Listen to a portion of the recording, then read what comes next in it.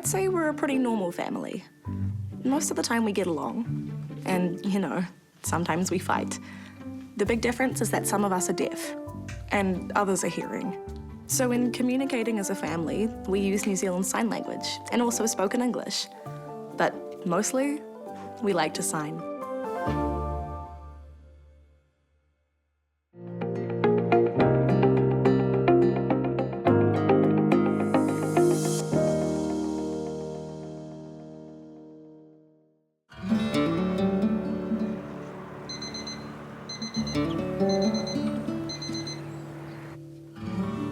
Our day starts a little bit different to most families. Myself, Zoe and Elijah have to get up pretty early to get into town for school and work, and I'm the alarm. So it's for me to physically wake up Zoe, particularly. And Elijah needs a bit of a shout and a bit of a shake. Eli, come on. Come on, it's time to get up. Quick. And then Oliver has a shake awake, which he wakes himself and leaves a little bit later than we do. There's 5 of us, and 3 of the 5 are deaf. Out of the 3, Zoe's deaf, and Carter is deaf, and Elijah is hearing. So I'm hearing. I have no deaf people in my family, come from all hearing siblings. And Oliver is deaf, and his whole family are deaf, so mum, dad, and 2 sisters.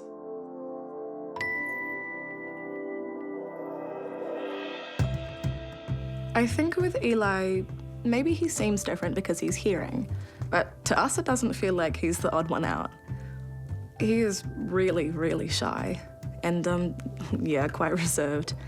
But when you get him going, like, he really gets into it. I mean, you know brothers, they're annoying, right?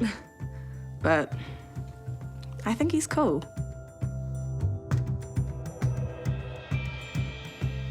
Carter's 3. So next year he'll be 4, and then in 2 years he'll start school.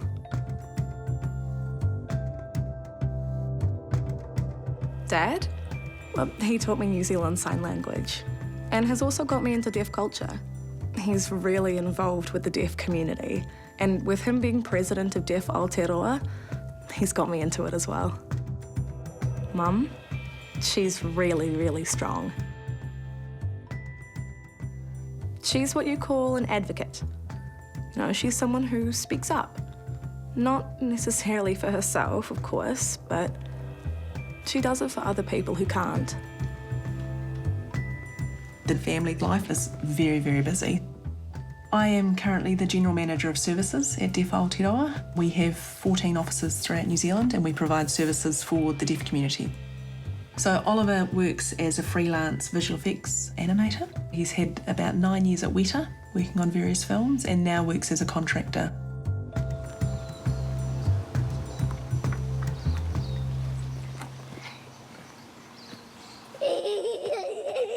I first encountered New Zealand Sign Language at the age of 16. I was at high school here in Porirua and was going to Catholic youth camps and school holidays, and there was a woman there that was proficient in New Zealand Sign Language, and I started to learn just the alphabet and picked it up pretty quickly. At 18, I went and became an interpreter, so I was already signing proficiently before I met Oliver. He was in the Deaf Blacks, the deaf rugby team, and I was interpreting for the real All Blacks, and so we met at a rugby function. When we met, Bridget told me her sign name, which is signed like this. So I knew that, but I didn't know her actual name. The day after that, I waited for a fax to come through from her, because that's how we kept in touch in those days. And when I got it, I saw it ended with "Love from Bridget." So finally, I had her actual name.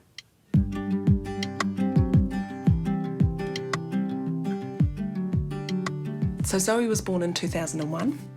We had no idea she was deaf. Didn't really know what to look for. I was in a sort of a haze of newborn days. But Mum was the one that said, no, when I clap or when I jingle the keys, some days she'll turn and other days she won't. So at 4 months, we asked to go and have her tested. She would sit on my lap, they would do a noise behind me, but she had seen them move, so she would turn and they'd say, don't, she can hear that. Through my work, I knew that there was a test called an ABR. which is an auditory brainstem response test, which they can check that the nerve works. So I asked for that, and they said no. Because I knew what it was, they thought I was bolshy and shouldn't have asked for that particular test. A new audiologist came to Wellington Hospital, and his common practice was to do these ABRs. He was from overseas, and he said, this kid hasn't had an ABR yet, you need to do one of those.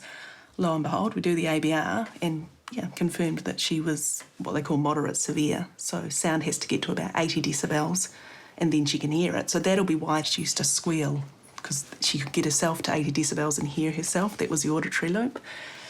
Very loud.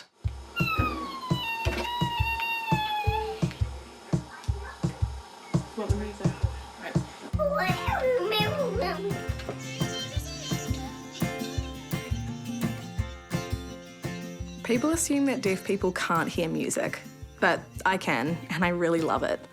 I just turn up the volume 100%.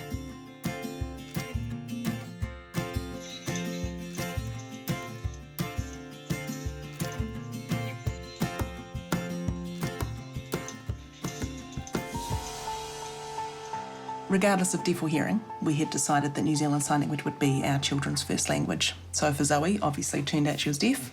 Score, she was already signing, and that was her first language. And when it came time for her to transition to school, we wanted her to be in an environment where she could just relax and learn in her language that was visual, didn't want it to be interpreted, didn't want it to be mediated through a teacher aid. We wanted her to engage with her teacher. And I managed to get a job in Sydney at Thomas Patterson School, which is an Auslan, Australian Sign Language bilingual school.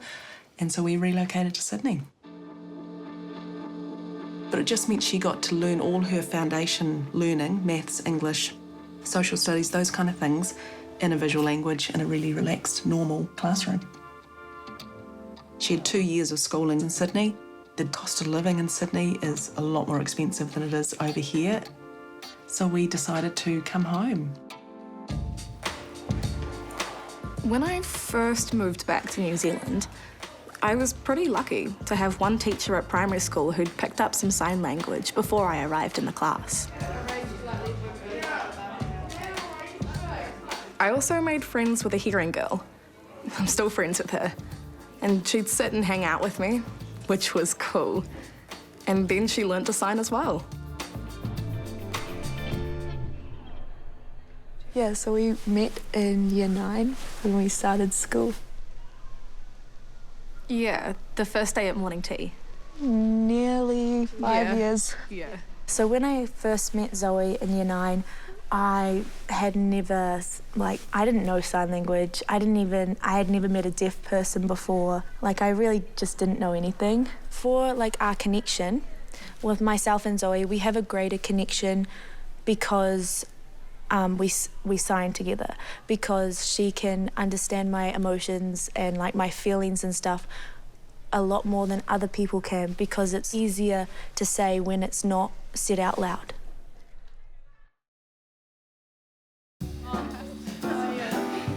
Definitely evolve as you go. Yeah. And the Sisters of Mercy have offered us their foyer, which is great. I've had an interpreter for quite a long time, Angela. She's been with me almost 9 years, since I was year 4, and I'm now year 13. And then you all have your individual contexts, which is, for Maya, doggy wear. I really want to call yours a mini collection. Mini, okay. Is that cool? Yeah. Well, my cousin is getting married next year. I don't know if she'd want to use something I made, but it'd be really cool to design a wedding dress. I know that I can trust what Angela will say. And I know that she knows my signing. So, I really trust what she's saying. Yeah, because I know Zoe fairly well. I know when to interrupt her or when to get her attention, or when actually she's probably just interested in doing her own work. I can't be interrupting her every second of the day saying what everyone in the room is talking about. Yeah. So it's really good to have an interpreter. But I know a lot of deaf kids don't have one. So, of course, I can really understand how the education could fall behind. There was a real struggle for funding, continues to be, I think, for many families, because $17 an hour for a teacher aide is not going to pay for a professional interpreter. So for about a year and a half, we self-funded the sign language interpreter to make sure that Zoe could have access in her mainstream school. And we ended up going to a Human Rights Commission and we laid a complaint, went through nearly 2 years of mediation, and the outcome was that Zoe has her sign language interpreter funded. And the difference between having a mishmash of good-hearted, well-meaning teacher aides who knew some sign, through to a proficient sign language interpreter that's able to facilitate communication and build independence. I mean, Zoe's just been able to become this adult who manages her own communication, manages her own environment, and confidently then imparts her language and culture to her friends. Good afternoon, everyone. Welcome to Sign Language Club. Summer. Summer. Winter. Flowers grow in spring. They pop out of the ground.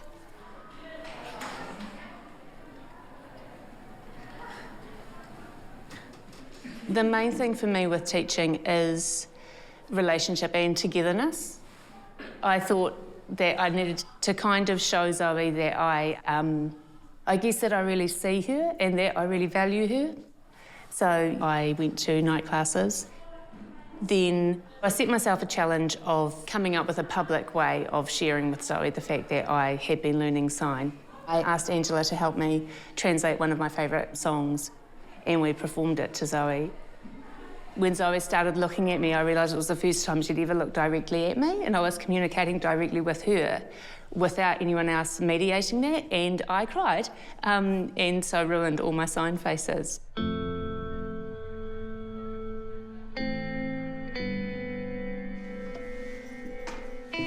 What class did you just have? I had bio. Sometimes when we're having conversations between our friend groups, sometimes Zoe will say something like really witty and really funny, and it kind of just cracks like all of us up. It's like really, like we've had all of this kind of like consensus, like, oh yeah, today was one of our national languages. So I don't understand why there isn't kind of the same kind of consensus about sign language. So I've nearly finished school. This is my last year. And like, wow, I'm really proud of what my parents have fought for and done for me with my education. But now Carter's about to enter the world of education and I'm like, ugh, everything should be set up for him, but it's not. They have to start again. You know, all the work that's been done for me, all the doors they've opened, why can't that just be there for Carter? Like, come on. There's about 100 deaf kids born a year in New Zealand. The difference is now children are given bilateral cochlear implants pretty quickly. And if you have an audiogram that looks like Carter's, where he has no response, so he hears nothing really, pretty much those kids are implanted within a couple of months of that identification being confirmed. We declined that offer, and again, that's a rarity. We stewed over it for months. It's not a quick fix. It takes a lot of work, and I've seen families for whom Carter's cousin, for example, excel. He speaks so well, he listens well, he signs, he's doing it, and that works really well. But I've also seen other kids for whom it doesn't work. I've seen families who have been devastated because they put all of their hopes in this device working for their child and for speech and listening to be the focus, and come age 4 or 5, it hasn't worked for them. I just want a really confident, articulate little boy who gets to grow up normally having a strong first language and knowing who he is within the wider deaf community.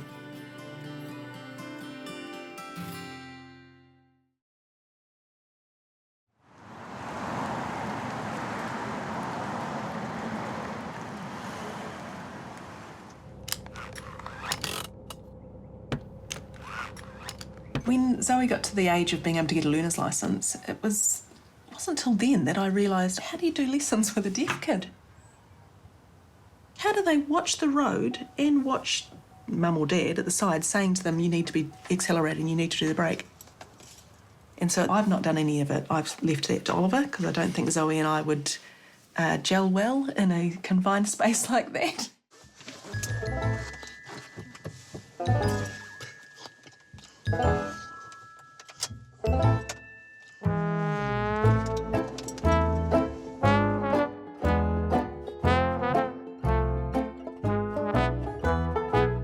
Yeah, okay.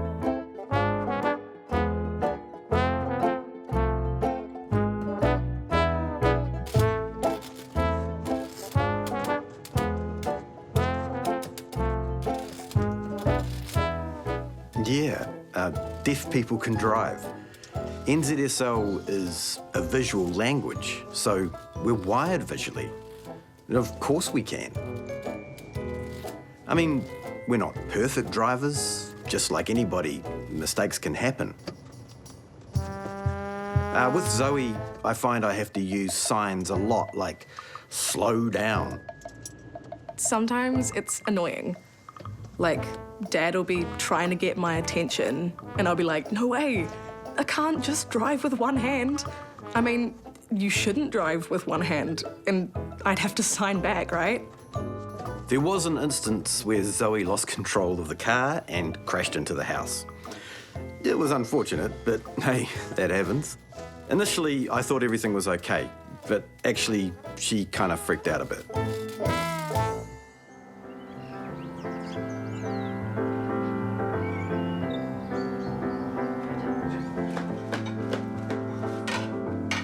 We are quite a close family. We have morning teas and dinners together. So lots of deaf dinners go cold because they'll leave it and have the chat and then eat, and then the food's cold. But that's life. You can't expect a family to just sit and you've either got to eat or you've either got to talk. It's hard things like when Oliver's in the toilet forever and you can't shout out and go, get out of the loo. We used to write in bits of paper and I would shove it under the door saying, hurry up. Things like that, where as a hearing person you would bang on the door. Arguing in our house, I think, is like any other house. But there have been examples where Oliver and I have been going hammer and tongs in New Zealand Sign Language and people are going, oh, that's such a beautiful language, not realising that we were having an argument. But very quickly you can do a look like you can for hearing kids. But it is useful. Say for Elijah, who is hearing, I've been able to tell him off in NZSL and people have been none the wiser. Sometimes signing can tell a better story of your emotions, your body language, your facial features.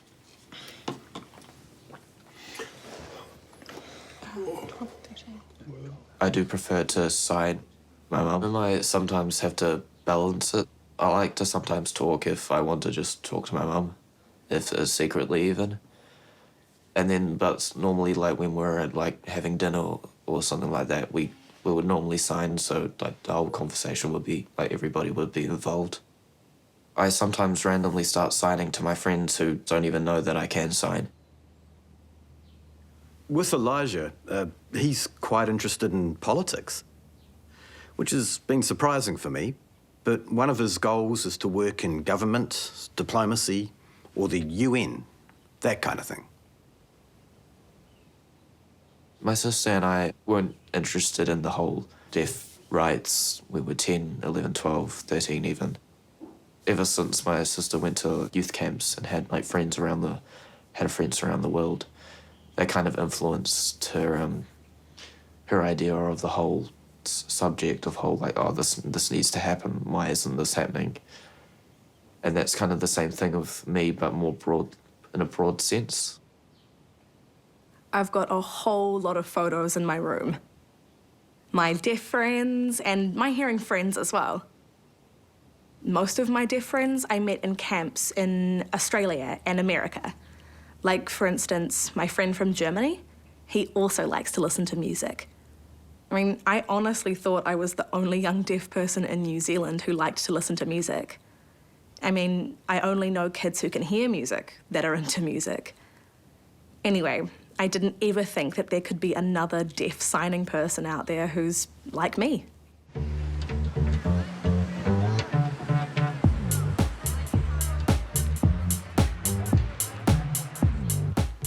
deaf community, there are a lot of older deaf people who hang out all the time.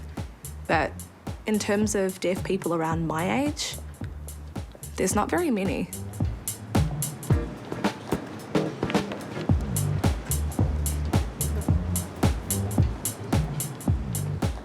So I'm trying to get like deaf young people together so that they can also have what these 20-year-olds have.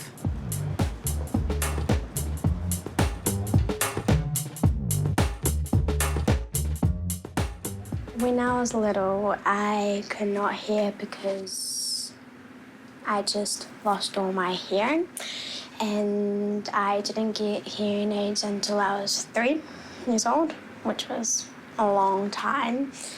And then I got my first cochlear implant when I was maybe 5, and then I could hear very well. It's like being in 2 different worlds, being a deaf world at like nighttime or when I want, and then a hearing world at school. My cochlear implant can't really filter out all the sounds around me. And there's this program called Scan, and I don't like it because it just like takes out all the voice that sound outside when I go outside, and then like my voice is really quiet, and same with the person next to me, which I don't like, and because then it's not like just real, and it's just easier to sign and just like focus on that thing. And I like to sign with my friends, but at school I'm the only deaf kid. I mean, do you know other deaf kids your age, Lucy?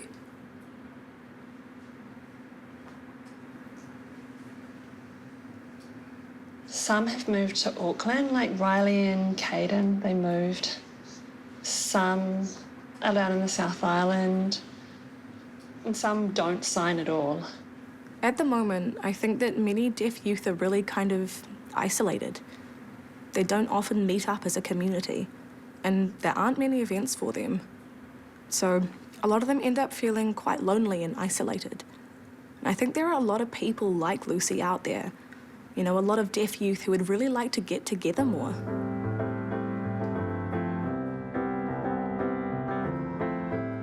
Zoe's a lot like me, in that she's interested in design. In the past, when I've asked her if she's keen to get involved with advocacy or be on a board or community committee, she hasn't really been all that interested, whereas Bridget and I are very involved. However, after coming home from the UN Youth Declaration in Auckland, I saw a shift. She'd begun to realise the importance of governance and advocacy for future generations, and for all of us. So I've seen a real change happen in her between the ages of 15 and 17. Alrighty, so got our list. Set up Tripit. Have you set it up on your phone? So I went to World Federation for the Deaf Congress in Turkey 4 years ago and presented there. And it was announced that Paris was going to be the next site. And Zoe has been obsessed with Paris since 6 or 7 years of age. And so pretty much 4 years ago, Oliver and I talked and said, if we can pull together the money, we will try and make it a family trip to WFD Paris. In the meantime, then it was decided that Deaf Aotearoa would put a bid in to host 2023's Congress. Oliver became president of Deaf Aotearoa, so he needs to go just to lead that bid process, which is really exciting. And my boss asked me to submit an abstract to see if we could present about our early intervention service. Every 4 years, WFD hold a congress, a massive conference where people present from different countries all around the world. They present all about their culture and homelands, and I'm going to be one of the youth representatives there because I'm in the New Zealand Youth Board. So there's 4 of us from New Zealand going. We have started packing about 2 weeks ago. So we've got a week in London, 2 weeks in Paris. We will be able to do things that all the kids have sort of decided they want to do.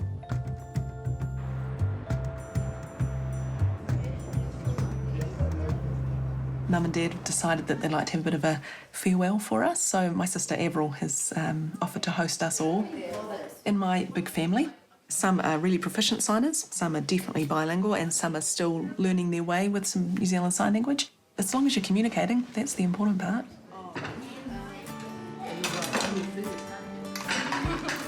For Zoe, the World Federation for the Deaf Congress is a pretty incredible environment to be in. The languages that are there, the variety of deaf people, for Zoe to experience that in and of itself will be phenomenal.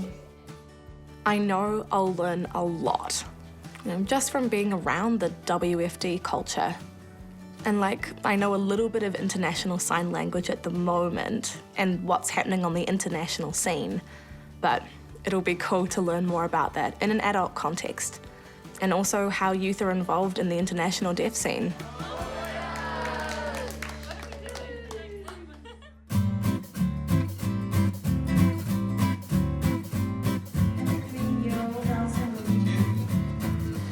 You can see.